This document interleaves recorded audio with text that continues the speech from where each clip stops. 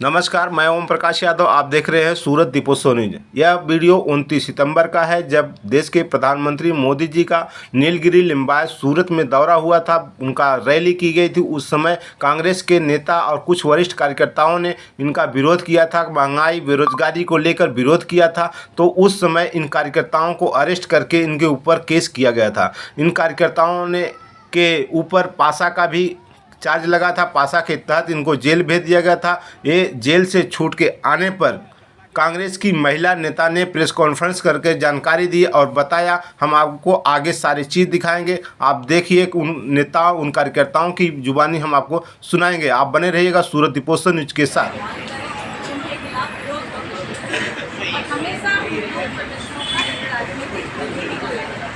ऐसा पहली बार हुआ कि 4 युवा अपनी मांगों को लेकर के जनता के हितों को लेकर के प्रधानमंत्री जी को गाली जाते हैं और उसका परिणाम उनको ये झेलना पड़ता है कि क्लीन छवि होने के बावजूद, जिनके ऊपर एक भी क्रिमिनल केस अभी तक नहीं है, उनको पाशा के तहत 1 घंटे से ज़्यादा के लिए जेल रखा है। जिसका परिणाम ये निकलता है कि एक व्यक्ति अपने बच्चे को खो देता है, एक व्यक्ति अपनी नौकरी खो देता है और मानसिक यंत्रणा और सामाजिक जो उनको अवसाद जो झेलना पड़ा, सामाजिक रूप से उनके पर लगा, वो अपने आप में अलग बात है।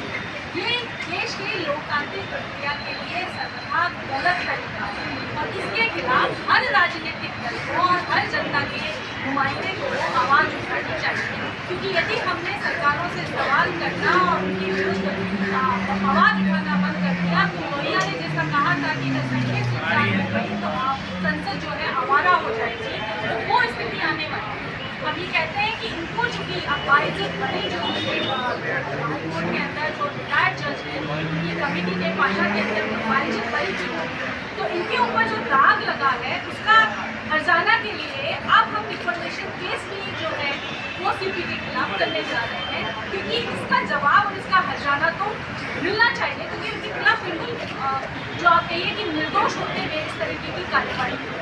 तो मैं जनता से यही अपील करूँगी और हमारे देश के लोकतंत्र के चौथे स्तंभ हैं हमारे जो प्रेस, उनसे भी ये निवेदन करूँगी कि इस तरह की घटना, कोई भी छोटी घटना किसी भी पार्टी के साथ हो, किसी भी सरकार के द्वारा हो, उनको आवाज़ उठानी चाहिए। क्योंकि कब एक छोटी सी चिंगारी ज्वाला बन करके हमारे लोकतंत्र को खत्म कर देगी, स्वाहा करेगी, वो पता नहीं लग रहा।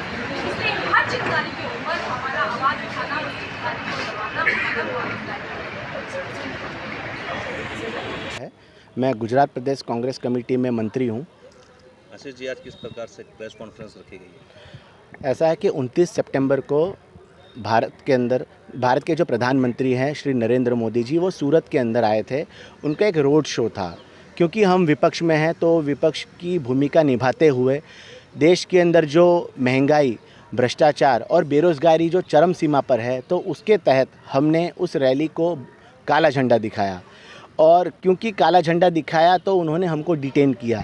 लेकिन क्योंकि विपक्ष हमेशा अपनी आवाज़ उठाता है, तो हमने आवाज़ उठाई। लेकिन इन्होंने हमको डिटेन तो किया, लेकिन उसके बाद हमारे ऊपर एक और आरोप लगाया कि हमने किसी लेडी की छेड़ती करी है। जिस लेडी की छेड़ती करी है ऐसा हमको बताया गया, तो उस लेडी को हम जानते भी नहीं हैं, हमने उसे कभी देखा नहीं है, चारों ने नहीं देखा है और उसने भी हमको नहीं देखा होगा जहाँ तक मैं जानता हूँ। और ऐसा एलिगेशन हमारे ऊपर लगाया गया क्योंकि वो खुद एक भाजपा की कार्यकर्ता हैं और उनके ऊपर पॉलिटिकल प्रेशर रहा होगा। लेकिन हमने जो विरोध किया उसका एक वीडियो वायरल हुआ है।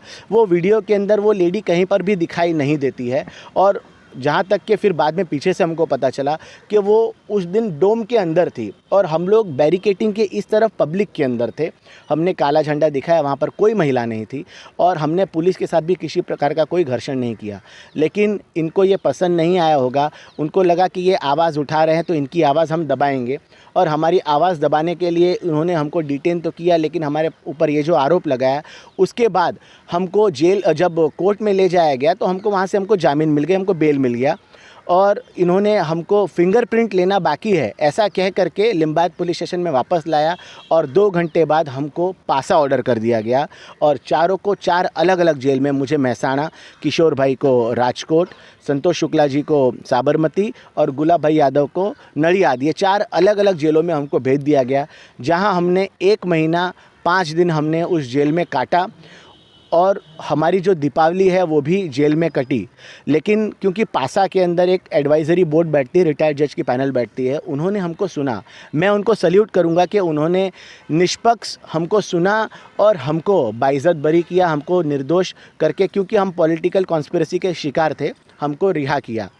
आज हम रिहा होने के बाद जब बाहर आए हैं तो मैं यही कहना चाहता हूं कि हमारे परिवार ने काफ़ी संघर्ष किया है। ये जो पासा लगाया गया था ये 4 लोगों पर नहीं था, ये 4 परिवारों पर पासा लगाया गया था। आज देश के अंदर कोई भी युवा अगर आवाज़ उठाता है तो उसको ये डर लगता है, जब लीडर्स को इस तरह से फंसाया जा सकता है तो आम नागरिक क्या कर सकता है। आम नागरिक कहीं ना कहीं डर रहा है, उसको ऐसा लगता है जब इनके ऊपर पासा जैसा गंभीर गुनाह लगा दिया जाता है तो हम कहाँ खड़े होते हैं। तो मैं यही कहना चाहता हूँ कि आप डरिए मत, क्योंकि देश के अंदर न्यायपालिका अभी ज़िंदा है। देश के अंदर जो चौथा स्तंभ है डेमोक्रेसी का, जो मीडिया है, वो भी ज़िंदा है। अगर हम हमारी आवाज़ रखेंगे, अगर हम अंत तक लड़ेंगे तो कहीं ना कहीं ये लड़ाई हम जीत सकते हैं। जो सत्य है वो परेशान हो सकता है लेकिन वो पराजित नहीं हो सकता। हम अंत तक लड़ेंगे। इसके अंदर जिसने जिसने हमको फंसाया है, चाहे वो कोई भी लीडर हो, चाहे भाजपा का कोई भी नेता लीडर हो, चाहे वो पुलिस प्रशासन में कोई भी अधिकारी हो, जिसने पॉलिटिकल इन्फ्लुएंस में आकर के हमारा बैकग्राउंड भी नहीं चेक किया कि हमारे पर किसी प्रकार का कोई क्रिमिनल केस नहीं है और हमको एक असामाजिक तत्व के ऊपर जो केस लगाया जाता है पासा, उसके तहत हमको जेल किया, तो उसके खिलाफ हम लोग अंत तक लड़ेंगे। चाहे किसी भी सुप्रीम कोर्ट जाना पड़े, हाई कोर्ट जाना पड़े, कहीं भी जाना पड़े, लेकिन हम अंत तक लड़ाई लड़ेंगे। जय हिंद।